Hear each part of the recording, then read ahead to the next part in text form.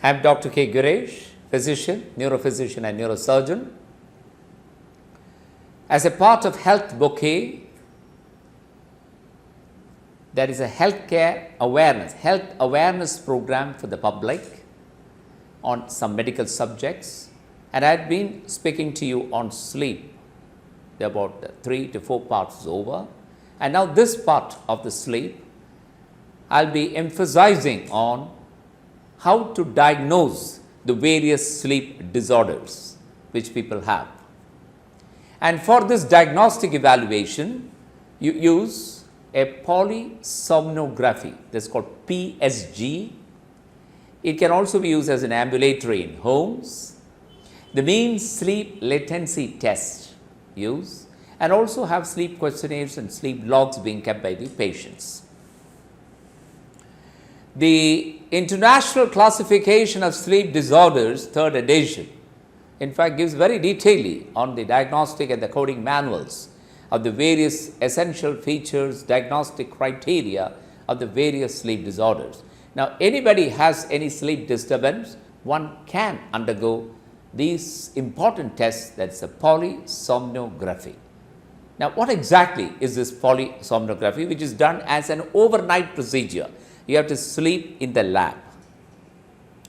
And during a polysomnography, as you are sleeping and is being recorded, there are several things which are being recorded.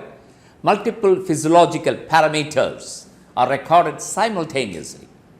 The study includes like EEG monitoring, which will be done, electrooculography to monitor the eye movements, pulse oximetry, the oronasal airflow, bells to determine abdominal and chest wall movements, the chin EMG to determine the chin movements, a leg EMG to determine the leg movements, transcutaneous carbon dioxide or the end-tidal carbon dioxide monitoring, electrocardiography, that ECG of the heart, snore microphone and video recording. All these are being done in polysomnography in a sleep lab.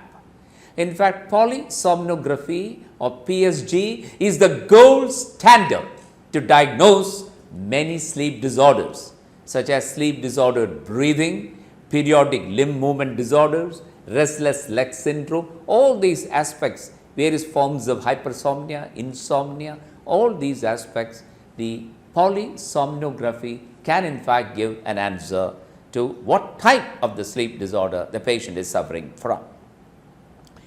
It is routinely being indicated for diagnosis of sleep-related breathing disorders like the obstructive sleep apnea syndrome, and also to evaluate the possible causes of narcolepsy or idiopathic hypersomnia, to evaluate sleep-related behavior problems, the parasomnias, like periodic limb movement disorders or the rapid eye movement sleep behavioral disorders.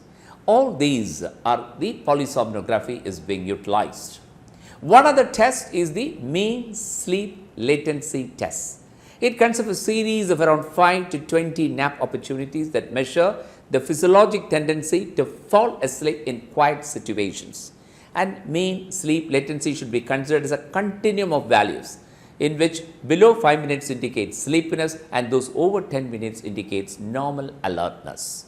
And MSLT may help to identify the etiology of excessive daytime sleepiness. And sometimes, the sleep labs, when you do all this, sometimes medications, if you're taking, can alter the sleep pattern. That's another important thing.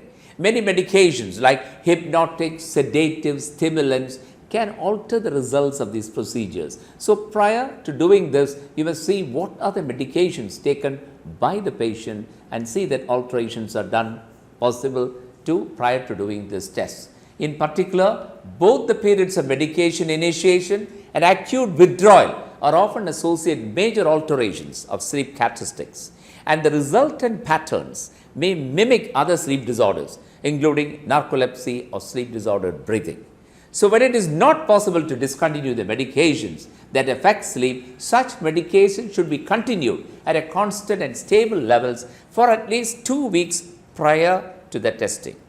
Patients never be told simply to just stop all the medication and come for the night for a study. That's wrong. You have to slowly taper the medication and then bring the patient for the polysomnography study.